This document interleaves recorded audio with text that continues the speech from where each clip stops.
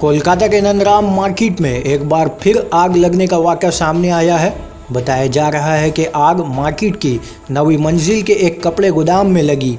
शुरुआत में वहां से धुआं निकलते देखकर लोगों ने फायर ब्रिगेड एहलकारों को फौरी तौर पर जानकारी दी, जिसकी वजह दमकल की पहली मरहले 4 गाड़ियां, लेकिन सूरत हाल को जंगी पर ठीक करने में लगी फायर ब्रिगेड ने मज़ीद कुछ देर में 6 गाड़ियां वहां तलब कर ली, जिसकी वजह आग को ज़्यादा फैलने से कबल ही इसे एक जगह तक महदूद करने में कामयाब हो गए। टीम के अरकान ताहम इस मौके पर इतलात मिलते ही रियासती वज़ीर फायर सुजीत बोस भी जाए वक़ू पर पहुंचकर हालात का मुशाहिदा किया। इसके बावजूद आग लगने की वजह का अभी तक खुलासा नहीं हुआ है। ख्याल रहे कि इससे कबल भी नंदराम मार्केट में आतिशगी का बड़ा मामला सामने आ चुका है और इस ताज़ा हादसे में इस बात का सबूत सामने आ गया है कि अब भी मार्केट में इस किस्म के हादसात को रोकने के लिए सरकार के गाइडलाइन पर अमल नहीं किया गया है।